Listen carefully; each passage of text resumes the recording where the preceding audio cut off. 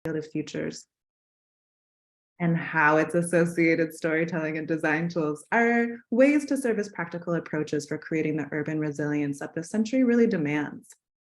And before we get into some of the details of this book, I just want to start off by acknowledging how intense the last 2 years have been since I began writing it. We've weathered the death, the isolation, the continuing economic fallout of COVID.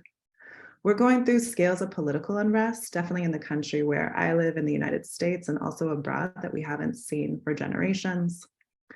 Drought, heat waves, fire have all become more drastic and widespread. Again, I'm based in the United States, so some of the images that I'm going to be sharing are focusing on some of the issues that we're dealing with this country. But I think we can all agree that drought is not just focused on places like the United States. This is happening all around the world. This particular shot is of water levels of a lake called Lake Oroville, which is a critical reservoir storage for the state of California. And for me, it's really a visual reminder of how 20th century systems are not up to the task of providing for 21st century life. It's really becoming clearer that the upheaval of the last 2 years is really a preview of what's likely to come. The technological changes, the ecological extinctions, the political shifts that have impacted us so intensely recently are only slated to accelerate in coming decades, which all highlights the fact that we can't look to the past as a template for what's to come. Creating more resilient development really demands looking beyond the logic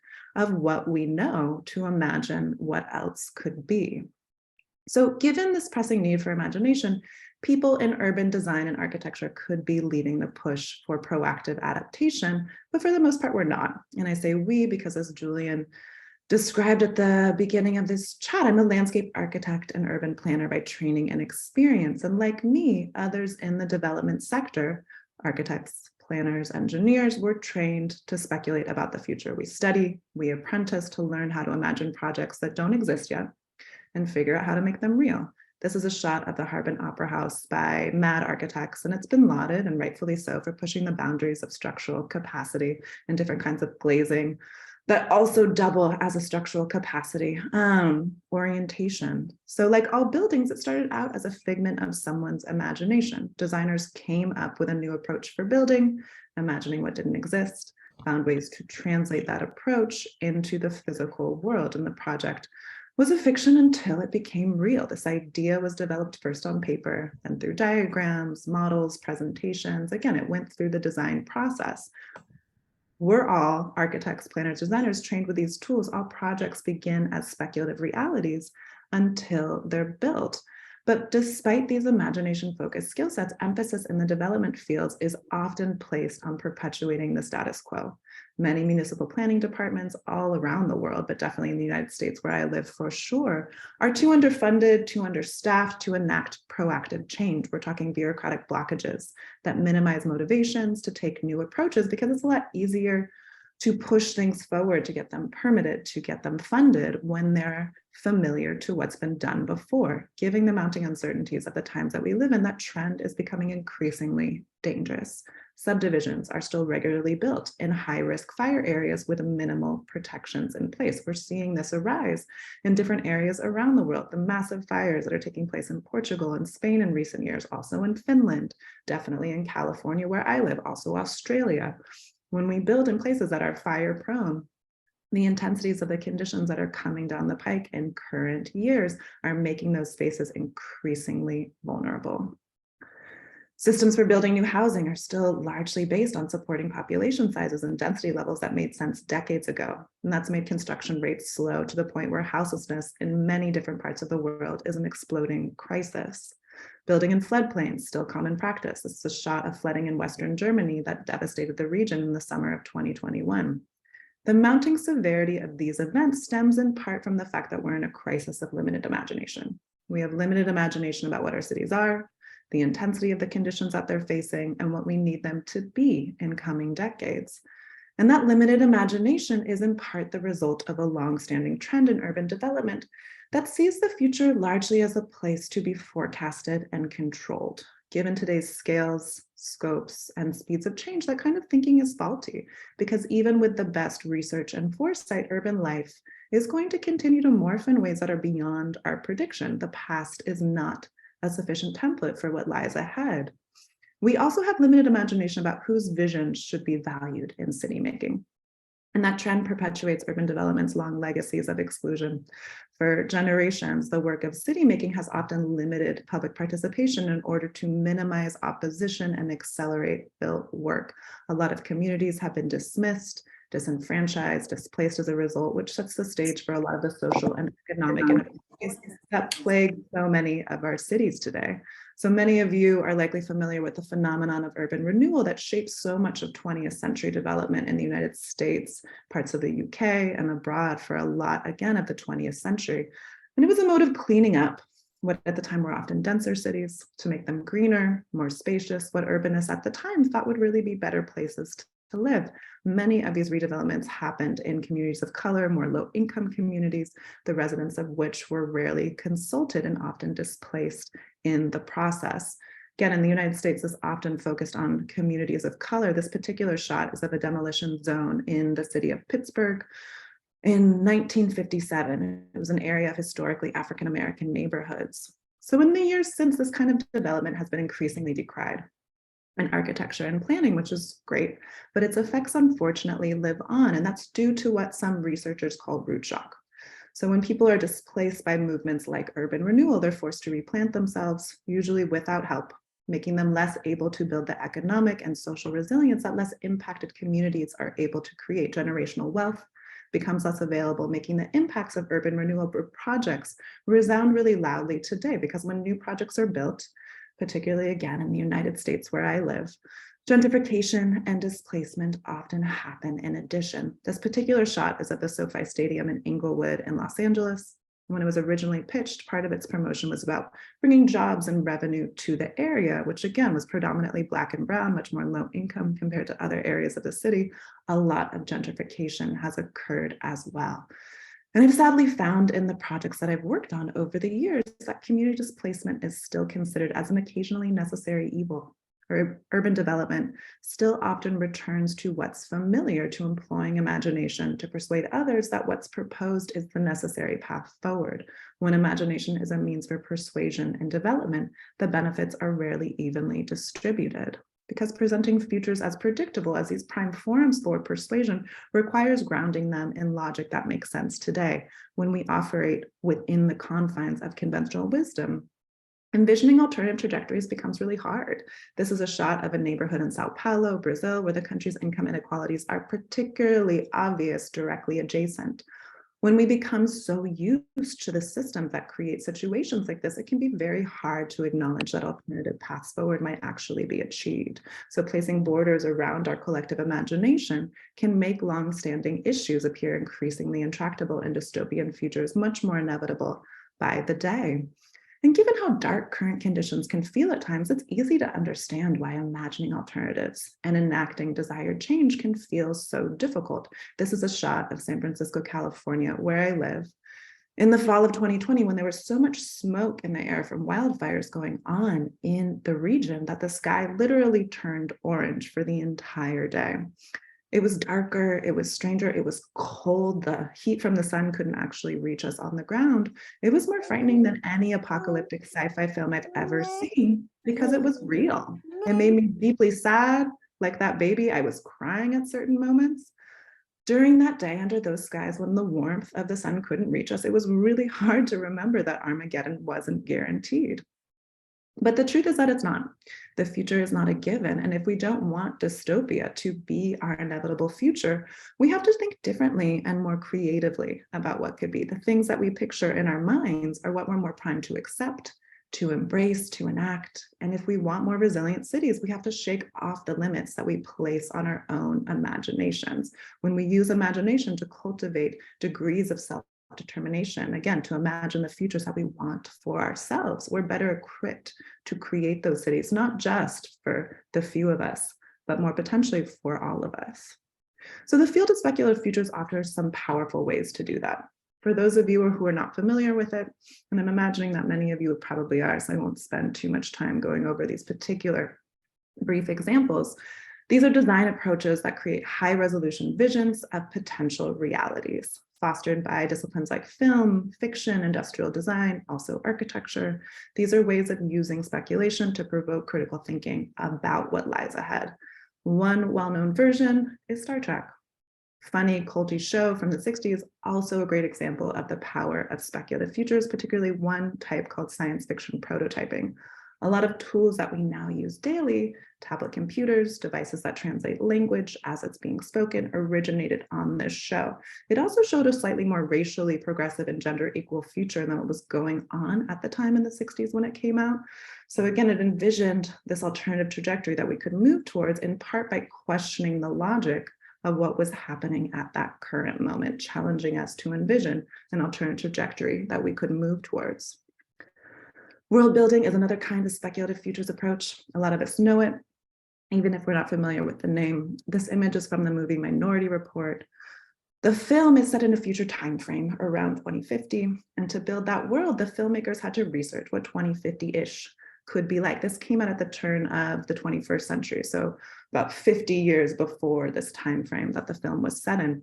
And they researched technologies, but also the political system, ecological conflict or context, the infrastructural interdependencies, the cultural norms that might occur at that time.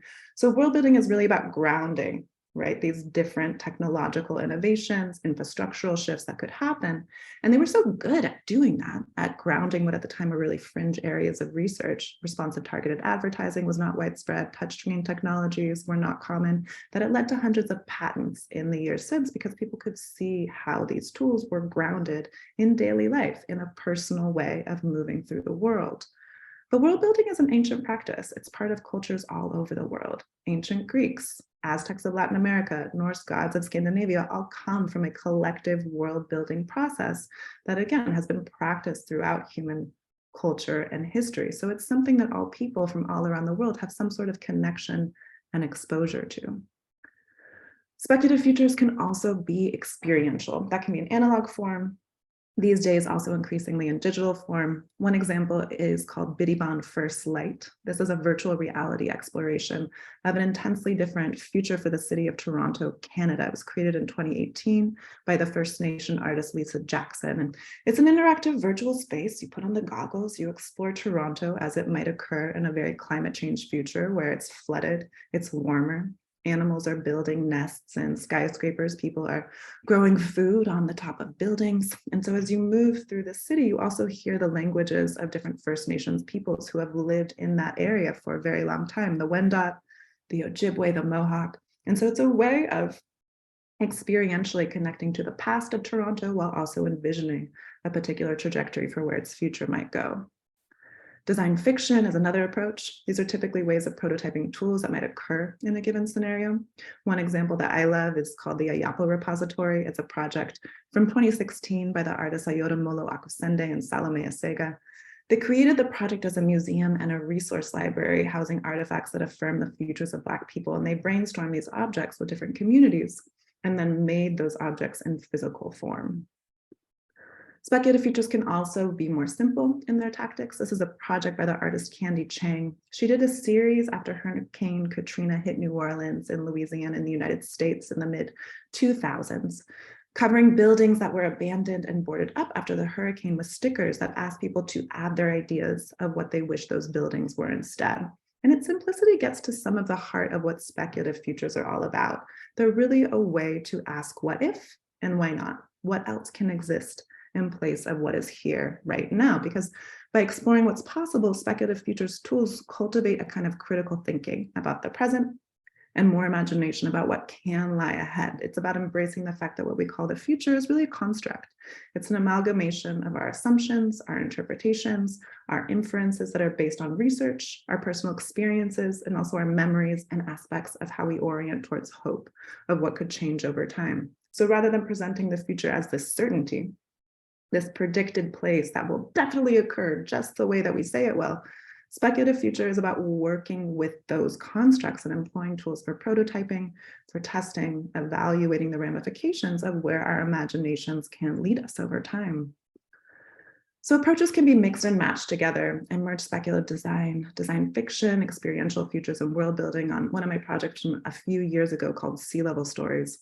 And I made this first version of it in 2016 and installed it on a street in a local city for the better part of a week. And it was a space for people to reflect on the ways that that city, it was in San Francisco, was slated to transform in coming generations from climate change and to sit with the potential impacts of those changes on daily life, to make what's coming feel more personal. So I came up with the concept of a living room that you could rent from whatever version of Airbnb exists 7 generations from now. By walking inside the space, you're transported 200 years in the future when the world is warmer. You land in the living room of a designer who's renting you the use of their apartment. The apartment comes with books that the owner has that show you how the city has changed over time. The space comes with objects that are useful for navigating the future. You might want an air mask because air quality is going to be a lot more filled with particulate matter. These objects were design fictions. They belong to a future scenario that was developed through world building. The living room setting translated the world into an experiential future. And it was a space to proactively engage with, again, what this long-term trajectory of 200 years in the future could become. That process is something that researchers find increases our resilience as individuals and also as societies. When we engage with what could be, we become psychologically stronger. The farther into the future we look, the more frequently we challenge current conventions and assumptions. And the more we challenge those assumptions, the more our senses of autonomy and resilience can expand. So doing this work makes us more resilient as individuals. And the more we imagine the future together, the more socially resilient we can become. Social resilience is a community's ability to tolerate, absorb, cope, adjust to environmental and social threats of various kinds. And researchers are finding that as important as ecological and physical resilience is, our infrastructural systems, for example, social resilience is just as critical. This picture is an image of a heat wave that hit the city of Chicago in the United States in 1995. And this was an event that killed hundreds of people across the city. And studies have found in decades since that neighborhoods that weathered the event more safely, where less people died, were those where residents knew each other. They were socially resilient by being socially connected. So when practiced across communities, working with the future can help us build that social kind of resilience. So speculative futures can help us build these connections that augment our social resilience in a few different ways. One is by cultivating possibility through play. One example of this project or of this process comes from a project called the Republic of Columbus meme. So this was an effort led by the artist Jorge Manos Rubio while working in Columbus, which is a neighborhood in West Amsterdam. So residents in this area come from a lot of different backgrounds, countries. Suriname, Morocco, Senegal are some of the places where people hail from. And that's resulted in some conflict over the years because people are coming with a lot of different cultural attitudes and norms. After trying more traditional measures to address some of these tensions, the local government started to ask artists and designers to employ more creative interventions. So Manos Rubio worked with residents to come up with the idea of turning the local square into a micronation. He was walking across this basketball court. He saw all these colored lines on the ground. The lines made him think of, it's kind of like graphics that you would find on a flag. What if this space had its own flag? Maybe is it a micronation? Is it its own republic? So they started to flesh out what this micronation could be by using design fictions. They made their own flag.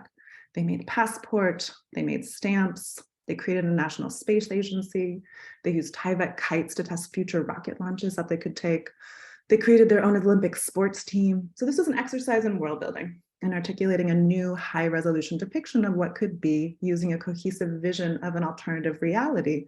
And they made it highly experiential in order to do so. Reframing the neighborhood as a nation with its own customs, its own identity was a way of reorienting residents' relationships to the area, but also to each other. And it didn't solve all of Columbus Green's problems by any means, but it created a context for new possibilities to be explored and trust between disparate factions to start to deepen. So speculative futures also invite us to not just think about what the future can become, but to really feel it, to use our senses to explore what it could be. And in doing so, they can be ways of making the future deeply personal. This was a shot from a 2017 project called the Future Energy Lab. created by the studio Superflux based in London for the government of the United Arab Emirates.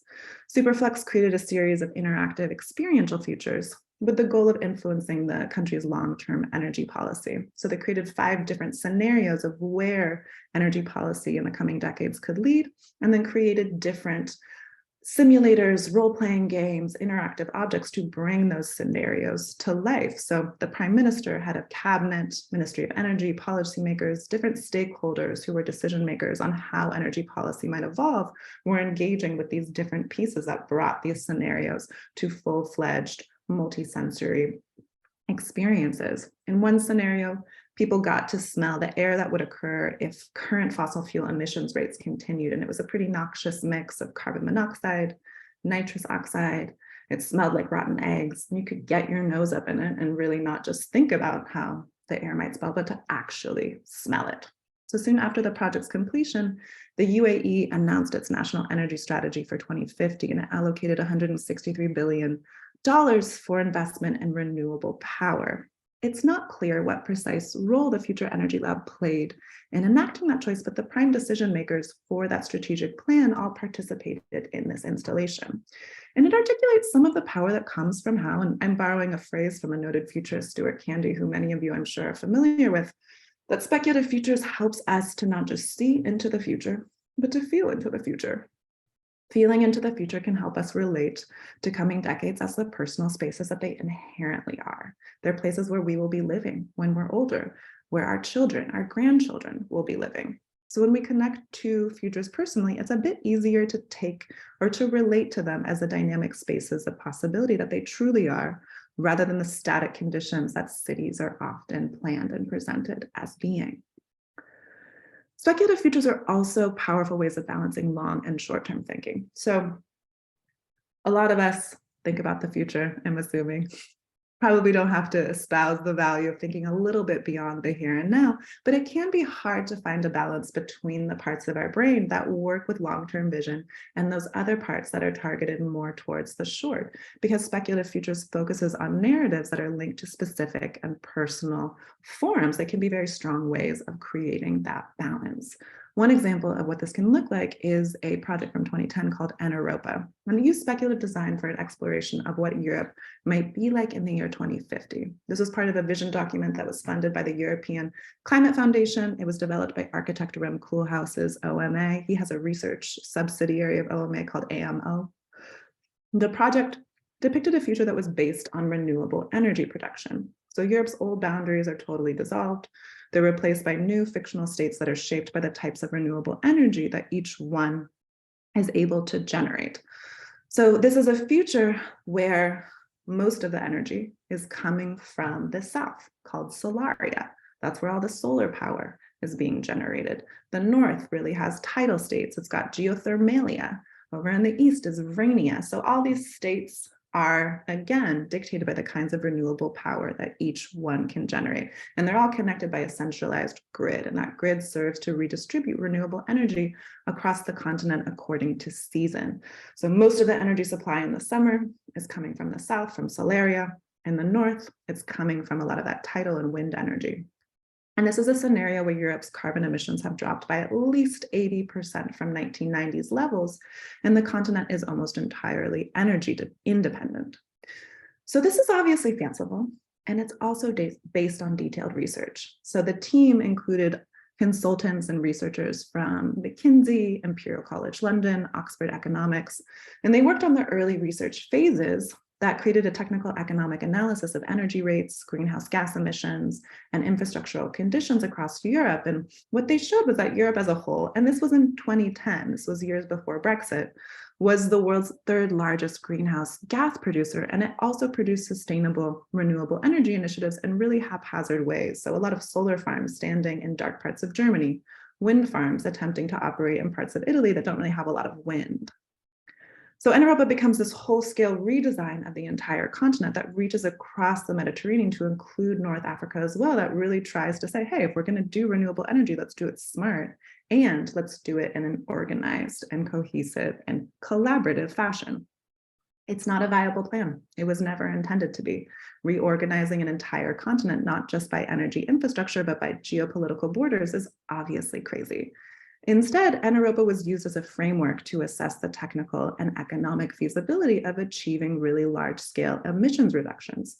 It's this long-term vision used as a tool to assess what short-term goals could look like. So instead of providing this concrete, obviously achievable destination, Anaeropa was a way of provoking conversation to ask, if we're going to realize massive reductions in 40 years, what should we do now? So it's a way of really trying to find plausible pathways to achieve ambitious aims. And given the energy situations that are currently occurring with, the invasion of Russia and Ukraine, wish more work had been done on this. That would have been great. And that's not to say that a lot of attention wasn't paid. This got a lot of debate sparked again, because it was put forward in this very obviously provocative way. It got attention in The Guardian. It was covered and discussed in different aspects of parliamentary discussions. But again, all of this comes down to speculative futures can be really great ways of sparking conversations and identifying pathways forward. And yet the political will is fundamentally the thing that needs to be in place in order for actions to be taken. Speculative futures can also be pretty powerful ways of pushing beyond participation towards co-creation of what different futures and the strategic implementation tactics needed to execute them, what that can be. So one particular project that's a pretty powerful example of what this can look like came from the city of Los Angeles. It's called Sankofa City and ran from 2014 to 2019. And it really focused in an area that's the target of a lot of heated discussions about gentrification and cultural displacement. So residents in that area, who are pretty well organized and also very embedded in the Afrofuturist movement, started to ask different students from the local university called the University of Southern California if they could collaborate on basically using speculative design process to inform local community planning initiatives to articulate a longer term strategy for what their neighborhood could be. It was really a way of trying to be proactive in how the community could respond to a lot of the influx of new residents that were starting to come. So they asked specifically how new technologies like augmented reality and autonomous transit could be a way of supporting existing community ties in the neighborhood over the coming decades. So it was a way of harnessing speculative futures tools. They did a lot of design fiction, a lot of science fiction prototyping, did a lot of design, speculative design in the form of short videos to start to assess and really do a lot of role play acting in their community planning workshops to say, if we're going to be a strong community in coming decades, what does that look like?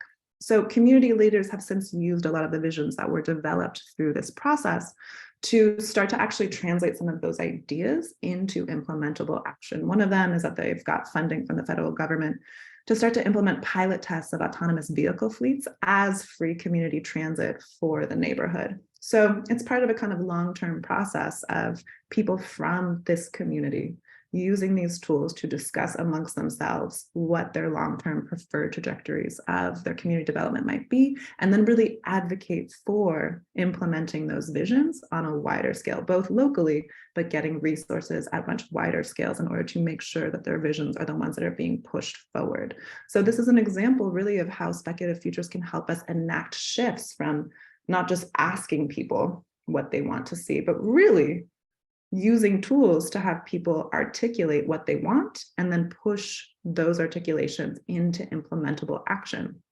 And speculative futures can really help enact that shift because they are fundamentally accessible.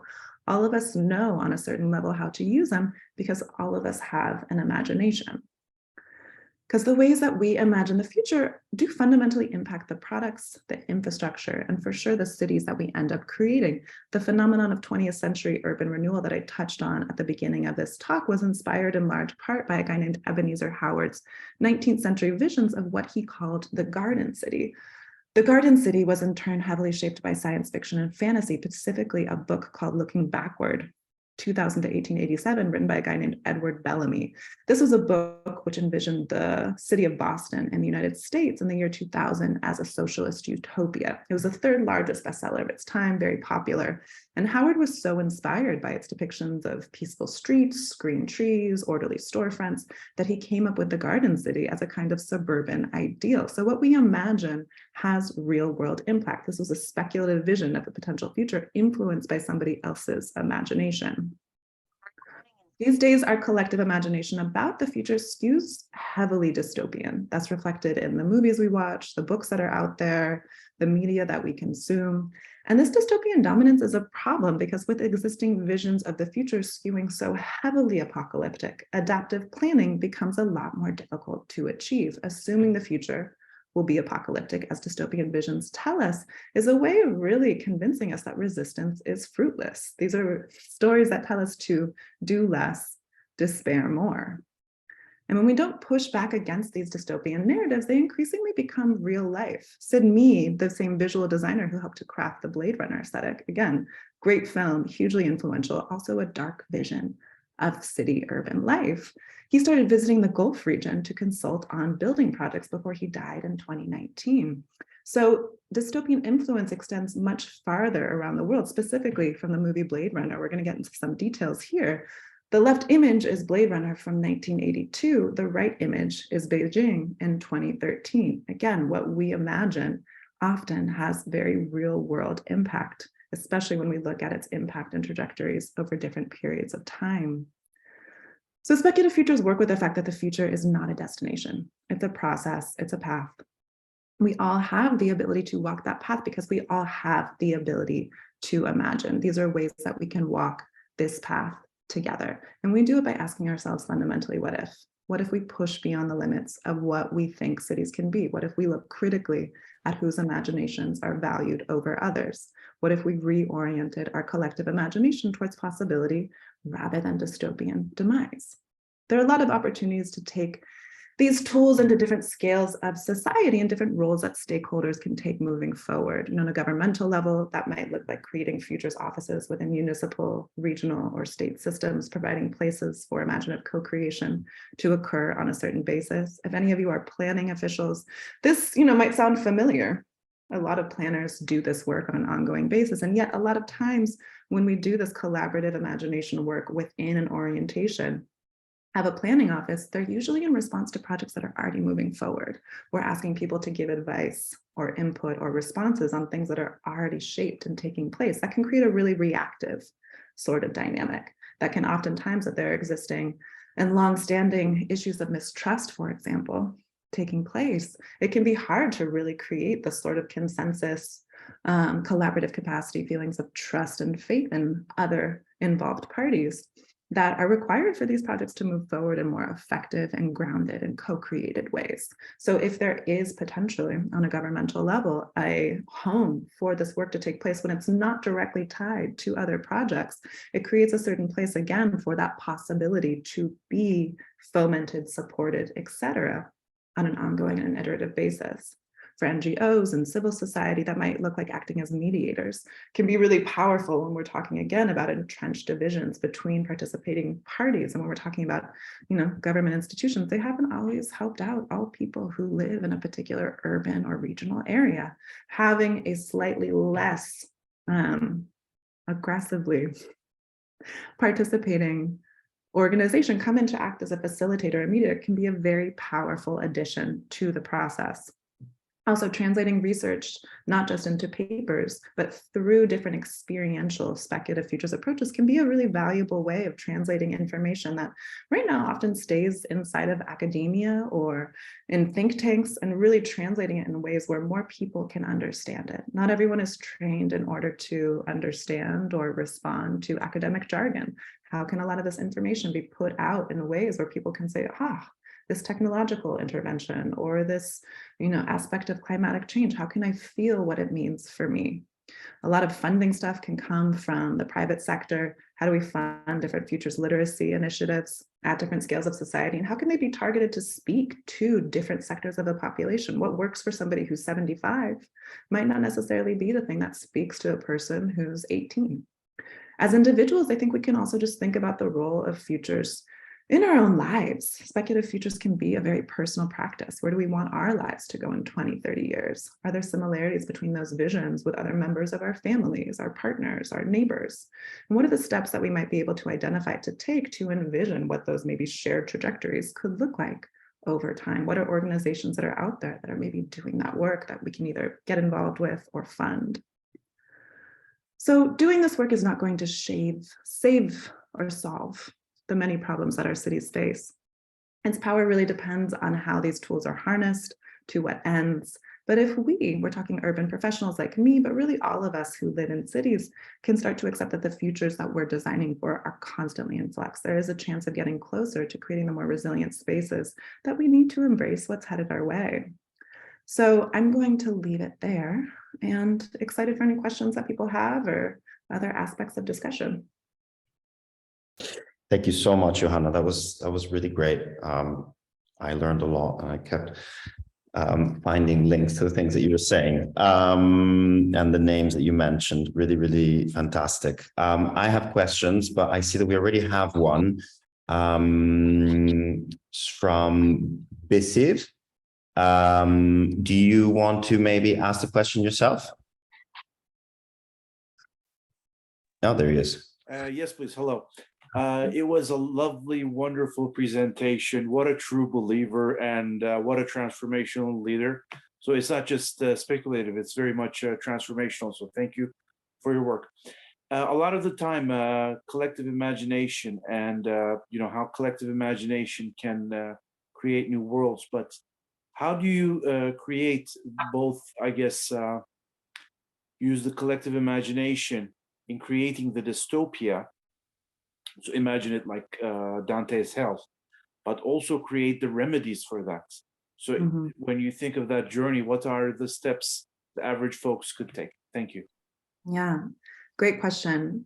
Not one easy answer to that, but one thing that I do believe is powerful is that we have currently a kind of binary thinking about either something is dystopian or it's utopian, right? And I think that does come from a certain orientation, as you reference with Dante's Hell, of religious thought, right? We're either going to heaven or we're going to hell. We're bad or we're good. And when it comes to dystopia and utopia, I think what can be a powerful reframing of that is that it's not about aiming for utopia. It's about what is maybe uptopia. This is what some science fiction writers like Kim Stanley Robinson say, that utopia is not a destination. It's a process. It's something that's iterative. What is your utopia might not be my utopia. How can we begin a conversation about where the differences are? And how can utopia, if we depict it, not be some ideal place, but a place where people are still humans, which means that we're still going to get annoyed maybe when someone cuts us off when we're walking on the way to go get our food at the local store. I'm still going to be cranky sometimes. What happens when I'm cranky and I get into an argument with somebody else? Like, that's just going to take place. So can we get into the specifics, the details, the personal human nitty gritty, that even when we've figured out how to, power our cities in renewable ways that don't pollute water, when we have situations that are not so hell-bent, it seems, on maintaining aspects of economic inequality to the point where people literally don't have places to live, when we've solved that, we're still going to be people, and there's still going to be issues that occur. How can we get into the details of what that looks like and create a space again for iterative imagination about what we do in those scenarios? So again, if we aim for one or the other, only dystopia or only utopia, I think that puts us in a frame of very limited thinking about who we are designing with, right? Again, like, we're 30 people in this conversation. I am positive that we all have different ideas about what our ideal trajectories might be. And so finding spaces for what the similarities are as much as what the differences are, I think, is not aiming for utopia. It's aiming for a place where we can learn how to be with each other, which is quite difficult work, beautiful work, worthwhile work, necessary work, and hard. So let's not pretend that it's going to be easy. Let's, some people call it protopia, that it's just an iterative process. Well, it's wonderful. Thank you very much. Thank you. I will be getting the book as well. I've got Eric and Lee after that. Yes. Hi, can you hear me? Mm-hmm. Oh, okay, perfect. Thank you, Johanna, for the wonderful talk. My question would be, like, the speculative future practices that you're describing seem to be mostly taking place in like an art worldish environment, or like in a very institutionalized environment. And I would be interested if you have maybe examples or ideas around how you could connect these speculative future practices with like more bottom up, more immediate, like responding to immediate needs projects, like for example, community organizing or like renters unions, or and questions like, okay, how could like communal yeah, communally organized living space look with like yeah, do you have like examples for that maybe? Yeah, it's a great point and a great question. This is definitely, I think, the majority of spaces where a lot of these projects take place. It unfortunately is in more of the art and the academic context, but there are examples of how people are using them in different ways for bottom-up community development oriented. One of them I talk in a lot of detail in my book. It's called the Agbogbloshie Makerspace Platform. So Agbogbloshie is a town it's really a smaller community that's in Ghana. And it's a site where there's a lot of basically recycling of tech waste. It's kind of one of the major destinations for where our electronic waste goes. And it's created both a lot of environmental hazards because a lot of the people who live in that community make their living by scrapping different pieces of equipment from this tech waste. And it's created a lot of environmental degradation. As a result, there's not a lot of protections in the way that people do this scrapping work. And it's also created this very vibrant circular community. There's a circular economy going on there. People are really good at recycling, at making sure that old pieces of technology and materials get new life and use. So they're amazing prototypers and fabricators. Two designers specifically, a guy named DK Osei-Osari and his partner, who at the moment, I'm actually forgetting her name, unfortunately. They are two architects who came into this community and said, we want to see if there's a way for us to augment the positive capacities that are already happening here and maybe improve some of the environmental and public health hazards that are going on at the same time. So they used a speculative design process to work with members of this community over the course of really several months. And it's kind of an ongoing project now, even after it's been implemented. So it's been a few years that it's been developing. And so it was really about saying, like, how can we as designers just be facilitators? You know, we have money, they raised funds from a different grant organization to say, hey, we are here to help brainstorm ideas that you guys might want to see. So it was really about articulating like a slightly alternative present trajectory. What was effective with this particular community was not saying, hey, this is what we should do 30 years from now, let's work back to the present moment. It was saying, how can we articulate an alternative vision of the present, kind of in the same way as that example that I showed from Columbusspeen in West Amsterdam. That speculative futures is not just about, again, this long-term trajectory of alternative change, but also a really powerful practice of looking at our current conditions with a slightly different frame of mind. And in doing so, really prototype and iterate and collaboratively design what an approach towards working and augmenting the amazing circular economy that is going on there and has been for a while, in a slightly more empowered and environmentally safe way. So what they came up with was basically a makerspace that had fabrication tools that were available for different locals at an available basis. So they had certain tools they didn't necessarily always have access to. They came up with a digital platform for selling some of the stuff that people would make in this community so that they could expand their base of customers and potentially make more money. And they also came up with an educational platform where different STEM students and early stage professional folks could basically learn from different people in this community, because again, they're really great at rapid prototyping. How could there be an information and educational exchange? So these three things together were a way of using the speculative futures tools. What else could this practice and this community be? How could they relate to this economic process that they've already been doing for a long time in a way that actually suited them better? And challenge these ideas, not only about, yes, thank you, Julian, for putting that in the chat, not just shift their personal thinking about who they are, but also like shift external perceptions of what Agbogbloshie is about. Again, it's been highlighted in different aspects of media as a hellscape. It's a wasteland. It's a poisonous place to live, when it also is this place that is a very robust community space of a circular economy, which is something that people all around the world are trying to figure out how to do. Like these guys are doing it in their own ways already. So how can there be a shift, not just of how people are envisioning their particular lifestyle, community, work, but also shift the perception that people have from the outside of what this space is. And I think that's also a really powerful aspect, again, of what speculative futures can offer. It's really challenging our assumptions about who we think we are and what we can be. Thank you. Thanks. I think we have Lee Croy. Yeah, hello. Sorry, my camera does not want to work on this phone for some reason, but great talk. Look forward to buying the book. My question is really about the corporate culture, and speculative futures design fiction feels very much like a consulting academic kind of like third-party organization and community. And how do we build, or is there success stories of speculative futures actually coming up within corporate structures and corporate companies that are all about optimization and the now, as opposed to really thinking far out? So just wondering.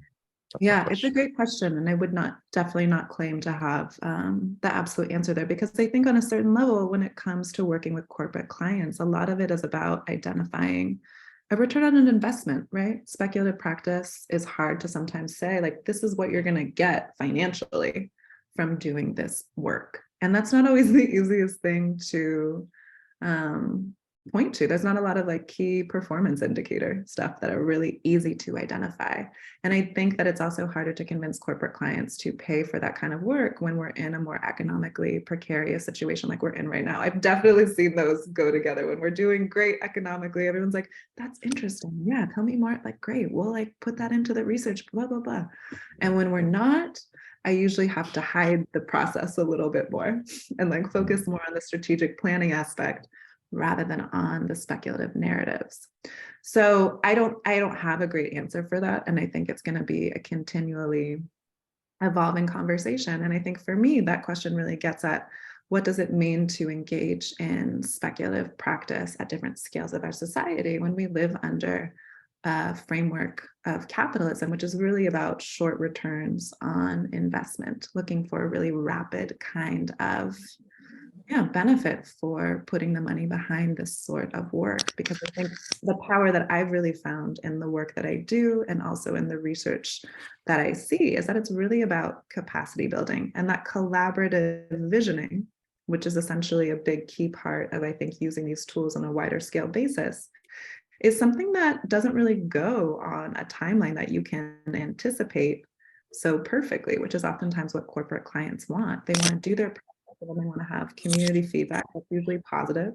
And so this is really about, I think, when it's done powerfully, about building relationships over time. And that's, again, something that our development-focused, rapid return investment world is not really that interested in. And yet I think we're seeing, as inequality just skyrockets to massive levels, and people are becoming displaced much more frequently due to environmental catastrophe and also political instability.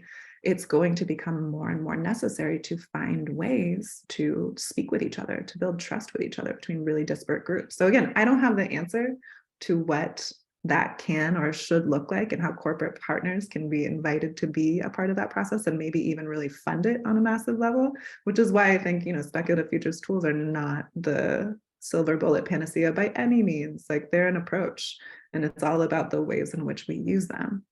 So when it comes to how corporate clients can be inspired to do this, I wish I had the answer, but then I think we might just be living in a very different world if I had a very easy answer to that. Thank you. Yeah, it's a tricky situation, but Yeah. good answer. I'll do some more digging myself. Thank you, Lee, and thank you again, Johanna. So we've got a couple minutes. If unless anyone else has a question, I just wanted to maybe slip one in, if possible. Mine is really about sort of the mechanics of facilitation, what works, what doesn't work, and just facilitation and consultation, whether maybe you could also speak to what I've heard called, at least, consultation fatigue, and sort of, how much we ask different communities, constituents to engage for free in their free time, et cetera, et cetera. I just wonder, what your experiences have been in that direction, and whether and sort of within that, whether you found that certain tools and certain ways to articulate visions actually work best. Yeah, it's a great question. And again, like this is such a broad area of both practice and research for people that I just have my own very narrow perspective. And it's just a big conversation. We could spend like a multi-day conference digging into just a very narrow slice of this. That said, I think paying people is hugely important. So just like off the front, all people who participate, who choose to actually give their time and energy to any sort of feedback process should always be paid for their time. Are they? No, they're not. Also, other examples of how different countries have started to do slightly, and we're talking basically about deliberative democracy on a certain facet right now, when we're talking about people participating in projects, even if it's funded by a private company endeavor, oftentimes it's usually something that's done as an intervention in urban space. Therefore, there is a certain aspect of deliberative democracy that goes into it. There are different examples of countries basically doing iterations of what in the United States is essentially jury duty. People are paid, probably not enough, but it's just a part of civic duty that is integrated into daily life. So that on a systemic level, I think could be an amazing shift. Taking the understanding that that's something that not everyone is excited to do. That is kind of a tough political shift to do. Yes, Julian, featuring a civic duty, amen. When it comes to, for sure, deliberation, and engagement fatigue, I think being really strategic and also like doing our due diligence to see what other plans and interventions have been done before that are essentially oftentimes reiterating the same questions. Like that's something that I think a lot of practitioners oftentimes don't do deeply enough. Like a lot of people have been doing a lot of different work on a lot of really critical issues for a while. How can we see the publications that they've done?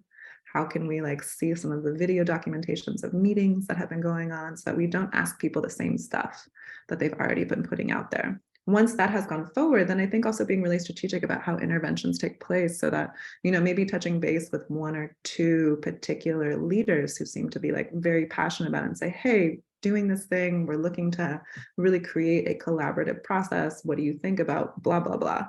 And then like being very strategic in terms of how transparency around the process is shared. I think transparency around all of these aspects is both difficult and really necessary to do so that even if people don't want to or have the ability to, or they need to be paid for their time and you don't have enough money to do, there's information out there for people to find, and you do a really good job of just being as open as possible about sharing the stuff.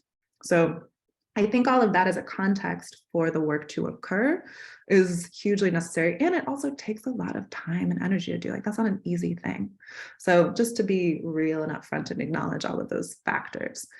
That said, then I feel like the next stage is, okay, what is the kind of intervention that might actually be really helpful? And I'm sure a lot of you who are, on this talk right now have a lot of different ideas, and I would love to hear some different perspectives on this. But what I think is really important is both the priming and also the threshold creation.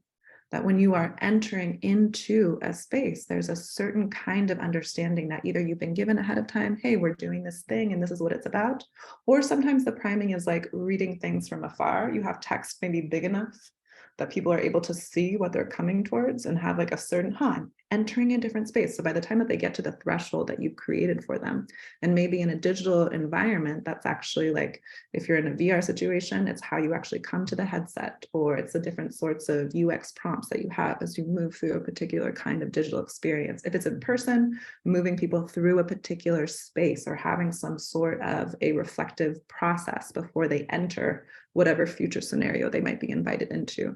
Okay, if we're traveling 10 years into the future or 50, how old am I? Like, how is my body doing? That can be a way of, threshold creation. And then the facilitation conversation after the experience has occurred is huge. And that's a skill. It's a like the whole thing is a skill. The facilitation, I think, is a particularly big one that not a lot of us really get very good training in.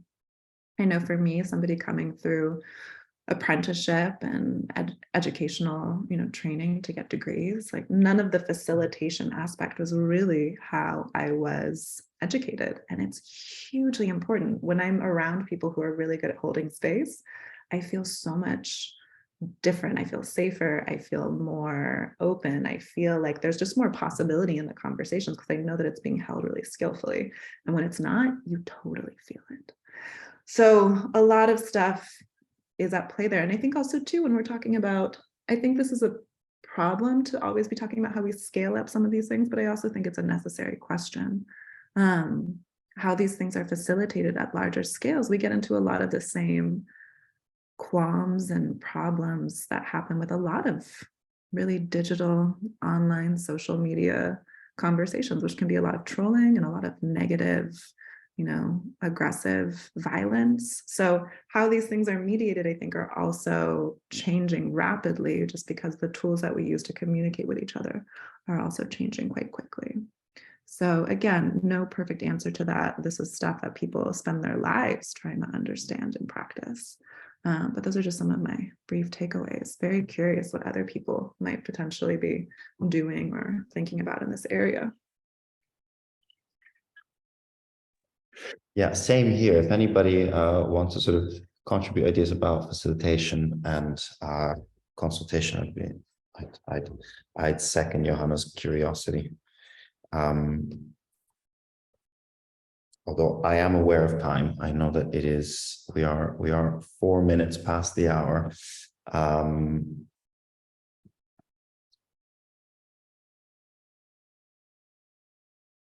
We might leave it here. Yes. Everybody, thank you so much for coming. Johanna, thank you especially. It's been a really I've learned so much. And I will be bothering you soon for follow-up links and hopefully further chats. Thank you so much. Such a pleasure. Thanks everyone for coming. Bye everyone.